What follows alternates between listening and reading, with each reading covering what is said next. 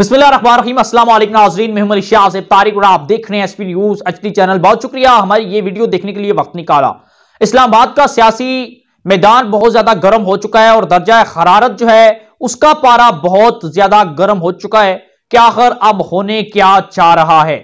आज का हमारा प्रोग्राम ही यही है, लेकिन उससे पहले हमने अपने इसी एसपी न्यूज चैनल पर 15 नवंबर को, यानी कि अब दिसंबर है, कुछ दिन पहले 15 नवंबर को एक प्रोग्राम किया था जिसका उन्वान आपको हमारे वीडियो में भी नजर आ रहा होगा, थंबनेल, जिस पर कुछ ये दर्ज है कि इन हाउस तब्दीली और 3 उम्मीदवार मुतरिक वज़ीर आज़म का सेहरा किसके सर सजने जा रहा है।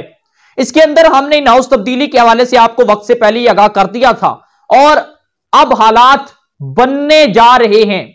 जब वीडियो हमने ये चलाई, बहुत से लोगों ने कमेंट भी किया, दोस्तों ने मुझे कहा कि मलिक साहब आपने ये किस बिहाफ पर प्रोग्राम किया, ऐसी तो सूरत हाल है कोई नहीं। आज इसी वीडियो के जरिए कि अब 15 दिसंबर को या उसके आगे या पीछे होगा क्या। 15 दिसंबर का जो फिगर है 15 दिसंबर का जो फिगर है पाकिस्तानी सियासत में बहुत ज्यादा अहम है और सियासत का जो काया होती है ना, काया वो पलट जाएगी। ऊपर वाले लोग नीचे आ जाएंगे और नीचे वाले लोग ऊपर आ जाएंगे, यानी कि जो इक़्तिदार में है वो नीचे और जो इक़्तिदार में नहीं है वो ऊपर आने वाले हैं और इसका वक्त हो चुका है। और ये जो जितनी भी माहौल बनाने वाला एक स्क्रिप्ट राइटर, जिसका उन्वान मैं देता हूं स्क्रिप्ट राइटर, उस स्क्रिप्ट राइटर ने ये तमाम तर कहानी लिख ली। कहानी का तमाम तर जो उन्वान था उसके ऊपर जितना भी काम है वो हो चुका है, आखिरी मराहिल में पहुंच चुका है। और अब नया वज़ीर आज़म कौन होगा, उस स्क्रिप्ट राइटर ने इसका नाम भी जो है वो भी लिख लिया है, नाम भी फाइनल हो चुका है। अब नया वज़ीर आज़म 15 दिसंबर के बाद बहुत जल्द कौम को भी नजर आ जाएगा कि अब नया वज़ीर आज़म कौन होगा। 15 दिसंबर पाकिस्तानी सियासत में बहुत ज्यादा अहम होने जा रहा है। ये जो स्क्रिप्ट राइटर है इसने अब फोन उठा लिया है हाथों में और धड़ाधड़ फोने करना शुरू कर दिए और लोगों को अपने काफिले में लाने के लिए मैं समझता हूं कि तमाम तर उनकी जायज ख्वाहिशात भी पूरी होंगी। लोगों के अपने काफिले में भी लाया जाएगा, जिसके अंदर जी वो कहते हैं ना कि परवेज खट्टक साहब, मुस्लिम लीग, काफ परवेज इलाही ग्रुप, जहांगीर तरीन ग्रुप, अलीम खान जिन्होंने पिछले दिनों इस्तीफा दिया उनका ग्रुप, उसके बाद गवर्नर पंजाब चौधरी सरवर साहब का भी ग्रुप, वो सारे के सारे जो हैं वो अब उन्होंने इस स्क्रिप्ट राइटर के आगे हामी भर ली और अपनी ख्वाहिशात भी बता दी और तमाम के तमाम मामलात रूटीन पर स्क्रिप्ट राइटर ने लिख लिए हैं और तमाम के तमाम मामलात जो हैं वो स्क्रिप्ट राइटर ने अपने कंट्रोल में भी कर लिए हैं। और एक वज़ीर आज़म भी जो है वो बहुत जल्द सामने आ जाएगा जो मुल्क का नया वज़ीर आज़म होगा। अब नाज़रीन, ये तमाम के तमाम माहौल बना क्यों? ये आखिर अचानक जमीन या आसमान के जो सितारे हैं, कुछ जमीन पर हैं जो नजर आ रहे हैं और कुछ आसमान पर हैं, ये बड़ा एक मैचिंग सिस्टम है, ये बड़े तेजी के साथ हरकत हो चुके हैं। अब ये जो माहौल बना है ये वैसे नहीं बना, ये बड़ी मेहनत की गई इसे बनाने में और कुछ गलतियों के बाद ये माहौल बनाया भी गया। अब इसके पीछे कुछ वजह है। पाकिस्तानी सियासत बहुत ज्यादा गंदी हो चुकी है। मैं समझता हूं कि लोग अब गालियां देना भी शुरू हो चुके हैं पाकिस्तानी सियासत को। इसके पीछे वजह यह है कि पिछले दिनों जो एक सिस्टम शुरू हो चुका है ऑडियो और वीडियो का, वो बड़ा नाजुक सिस्टम है और पाकिस्तानी सियासत को उसकी सियासत का मुंह काला करने की कोशिश भी कर रहा है कि भाई इसने फलां की वीडियो वायरल की तो मैं उसकी क्यों ना करूं। मतलब हमने कहानी सुनी थी वो गामा मरासी वाली, तो वो कहता है सब्र करता जा, वक्त गुजरता जाएगा लेकिन होगा कुछ नहीं। इमरान खान ने भी वो गामा मरासी वाली भी मिसाल कायम कर दी कि सब्र करें, कौम का नंबर आएगा, कौम सब्र करे, आपका वक्त भी आएगा, आपको भी खुशहालियां होंगी, आपको भी नौकरियां मिलेंगी, आपको भी कारोबार होंगे। लेकिन उस गामा मरासी वाली वो कहावत की तरह खान साहब ने भी किया कुछ नहीं। 4 साल होने को हैं और 5वां साल बाकी है। 1 साल के अंदर अंदर वो कोई ऐसी चीज नहीं है जो कुएं से बाहर लाकर कौम को दी जाए। कोई अलादीन का चिराग तो खान साहब के पास है कोई नहीं, जिसको रगड़ने के साथ साथ डॉलर अपनी पोजीशन पर, पेट्रोल कम सतह पर आ जाएगा, खुशहाली बहुत ज्यादा हो जाएगी, नौकरियां मिल जाएंगी, होगा कुछ नहीं। अब इस तमाम तर सूरत हाल के बाद जो है अब स्क्रिप्ट राइटर ने कहानी तैयार कर दी। अब नाज़रीन इकराम, एक तो हो गया ऑडियो वीडियो का मामला जो बहुत ज्यादा गंदा हो चुका था, और कुछ ऑडियो और वीडियो अपने साथ इस स्क्रिप्ट राइटर ने हुकूमती या अपोजिशन लोगों को भी मिलाने के लिए ये ऑडियोज और वीडियोज वायरल की, ताकि इन लोगों को, जाहिर सी बात है, कुछ खट्टा मीठा किया जाता है, किसी को खींचा जाता है, किसी को खींच कर लाया जाता है, ताकि ये ऑडियो और वीडियो किसी की वायरल करके उनको अपनी तरफ लाया जाए। कुछ तो ये माहौल थे। उसके बाद कुछ गवर्नर पंजाब चौधरी सरवर साहब जब मुल्क से बरतानिया गए तो उन्होंने हुकूमत का चट्ठा कट्ठा अंदरूनी मामला सारे के सारे खोलकर सामने ला दिए। और अब तीसरे नंबर पर हुकूमत और आईएमएफ की जो कड़ी शराइत हुकूमत ने तस्लीम की, मुल्क पूरे के पूरा इन लोगों ने बेच कर रख दिया, पूरे मुल्क का सौदा करके रख दिया और सत्यानाश करके रख दी। चौथे नंबर पर हम आए तो बात करें सबसे आम कि हुकूमत और इस्टेब्लिशमेंट के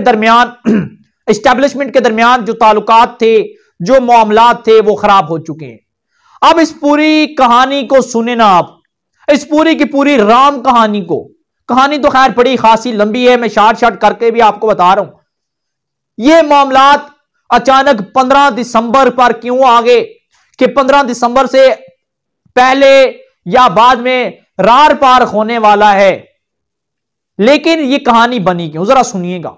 हम थोड़ा सा पीछे जाते हैं, ज्यादा पीछे जाने की जरूरत नहीं है। अगर बहुत पीछे जाएं तो मामलात बहुत से खराब हैं, बहुत से गंद सामने आ जाएंगे, बहुत से चट्टे कट्टे सामने आ जाएंगे, बहुत से आम स्कैंडल सामने आ जाएंगे। हम थोड़ा सा पीछे जाते हैं। आपको याद होगा DGISI के मामले पर इमरान खान साहब डट गए। इन्होंने कहा ऐसी की तैसी मैं मुल्क का वज़ीर आज़म हूं और मैं जो कहूंगा वही होगा, किसी की क्या मजाल कि वो अपना को DGISI लाए, लाऊंगा तो मैं लाऊंगा, नहीं लाऊंगा तो मैं नहीं लाऊंगा। और फिर खान साहब डटे रहे और फिर जाकर तकरीबन 1 माह के बाद, 1.5 माह के बाद खान साहब ने समरी पर दस्तखत किए और नया DGISI की तकर्री का ऐलान करवा दिया। लेकिन तब तक बहुत देर हो चुकी थी, क्योंकि जब हम किसी को नुकसान पहुंचाते हैं, किसी को गाली देते हैं, किसी का जो है ना उसके फड्डा बनाते हैं किसी के साथ, बाद में बेशक हम उससे माफिया मांग लें, दिलों के अंदर वो जो होते हैं ना जख्म, वो रहते हैं अंदर, जो कहते हैं हम बुग़्ज़, वो आज भी रहता है लोगों के अंदर।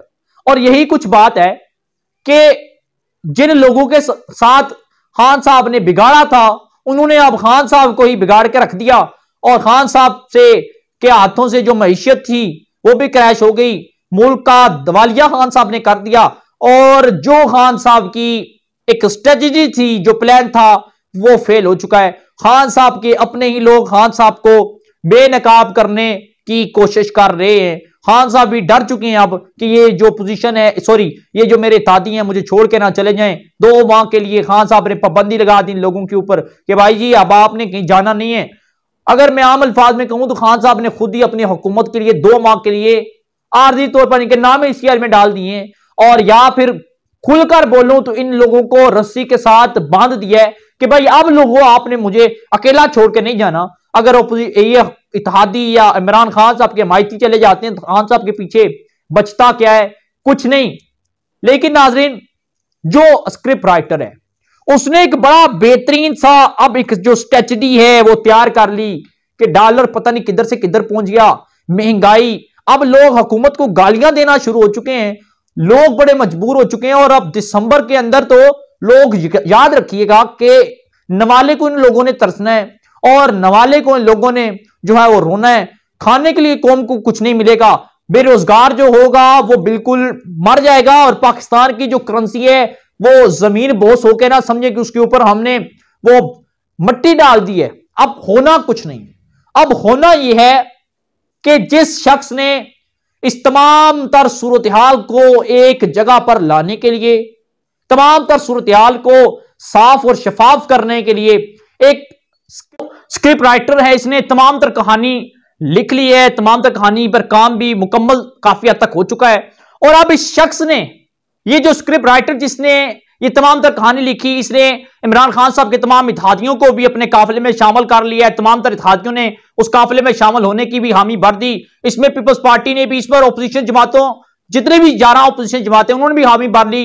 शहबाज शरीफ साहब भी इस काफिले में काफी हद तक शामिल हो चुके हैं। मुस्लिम लीग नून की तकरीबन एक अक्सरियत जो है इस काफिले में शामिल हो चुकी है। वो भी इन हाउस तब्दीली के लिए जो है वो इस बात पर रजामंद हो चुके हैं। वो भी चाहते हैं कोई नया वज़ीर आज़म आए, लेकिन अब नहीं मान रहे। तो नवाज शरीफ और मरियम नवाज साहिबा नहीं मान रही थी, लेकिन अब एक जो ऑडियो और वीडियो का चक्कर है, ये कहा जाता है शरीफ फैमिली के ऑडियो और वीडियो, लेकिन इस तमाम तर कहानी के बाद अब ये नवाज शरीफ और मरियम नवाज भी इस स्क्रिप्ट राइटर के काफिले में शामिल हो जाएंगे। और ये 15 दिसंबर का फिर फिगर जो है, इसके ऊपर मैं फिर जोर दे रहा हूं कि ये बड़ा अहम है पाकिस्तानी सियासत के अंदर। इसके बाद कुछ भी हो सकता है, कोई भी कहानी सामने आ सकती है। लेकिन मैं एक बात बता दूं, ये जो स्क्रिप्ट राइटर ने ये जो कहानी बिल्कुल तरतीब दे दी, इसने ये समझ लिया कि अब कौम जो है वो बड़े बुरे मराखिल में है। पाकिस्तानी जो मैशियत है क्रैश हो चुकी है, स्टॉक एक्सचेंज क्रैश हो चुकी है, मैशियत बहुत ज्यादा बुरी तरह मुतासिर हो चुकी है। और अब वक्त है कि अब एक नया वज़ीर आज़म लाकर कौम को मुतमईन किया जाए और कौम के जो ख्वाब है उसको दोबारा जो है उन्हें नए ख्वाब भी दिखाए जाएं, ताकि कम से कम ये जो एक फिजा सी फैली हुई है पाकिस्तान के अंदर, जिससे लोग बड़ा अफरी तफरी के आलम में, कम से कम इस फिजा को रोका जाए। अब होगा क्या? अब होगा ये कि अब इन तमाम तर अपोजिशन जमातों को, इन इत्तेहादियों को, हुकूमती को इकट्ठा करके इमरान खान साहब को घर भेजकर तकरीबन 4 माह के लिए एक नया और आज़ी वज़ीर आज़म लाया जाएगा। अब वो करेगा क्या? अब वो ये करेगा, सबसे पहले तो उसने ये काम करना है कि जिस तरह ये इत्तेहादी जमातें, खासतौर पर मुस्लिम लीग नून, मरियम नवाज साहिबा और नवाज शरीफ साहब के ऊपर नाअहलियत की जो तलवार है, ऐसा एक कानून लाकर इनके ऊपर नाअहलियत खत्म करवाई जाएगी। इनकी केसेस खत्म करवाकर इनको आजाद पंछी बनाया जाएगा। पीपल्स पार्टी की बात करें, जरदारी साहब, इनकी बहन और जरदारी या फिर पीपल्स पार्टी की जितनी भी जमात है, इनके लोगों का जो इनके ऊपर करप्शन के इल्जामात थे, इनके ऊपर केसेस थे, ये खत्म करके और दीगर अपोजिशन जमातों के जायज मुतालबात मानकर इन्हें एक पेज पर इकट्ठा किया जाए, ताकि एक दूसरे की जो खींचातानी की जा रही है ये भी खत्म हो सके और एक बेहतरीन तरीके से पाकिस्तानी सियासत बन जाए।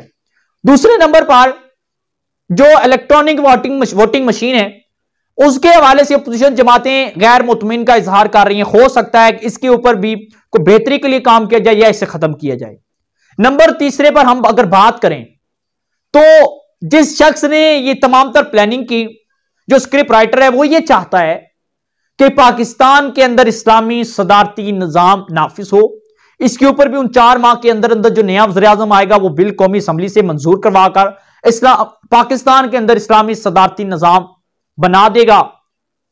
मैं समझता हूं कि जो इस्लामी सदारती निजाम है वो, मैं भी इस चीज के हामी और पूरी कौम इस चीज की हामी है कि जो पिछले कुछ सालों के अंदर नहीं हो सका तो कम से कम अब हो जाए। हालांकि इससे पहले होना चाहिए था, इस्लामी सदारती निजाम पाकिस्तान के अंदर होना चाहिए था, नहीं हुआ। और जो ये स्क्रिप्ट राइटर है, इसने ये जो तमाम तर जो स्ट्रेटजी तैयार कर ली, कहानी तैयार कर ली, इसका खास मकसद भी इस्लामी सदारती निजाम ही है, ताकि इन तमाम लोगों को एक साथ एक पेज पर इकट्ठा करके पाकिस्तान को बहरान से निकाला जाए। पाकिस्तान के अंदर जो एक फिजा सी फैली हुई है, ना खुशगवार फिजा, इसको खत्म किया जाए, या ऑडियो और वीडियो का चक्कर खत्म करके एक मायारी और बेहतरीन सियासत पाकिस्तान के अंदर लाई जाए। और मैं समझता हूं कि जिस शख्स ने ये तमाम तर कहानी तैयार कर ली है, वो खुद तकरीबन 15 दिसंबर से पहले खुद ब खुद सामने भी आ जाएगा। लोगों को अंदाजा हो जाएगा ये कौन है, इसका नाम लेने की जरूरत नहीं है। और बाज़ाब्ता कौम जो है वो बहुत ज्यादा समझदार है, और कौम इस सूरत हाल से जाती तौर पर बहुत ज्यादा तंग हो चुकी है।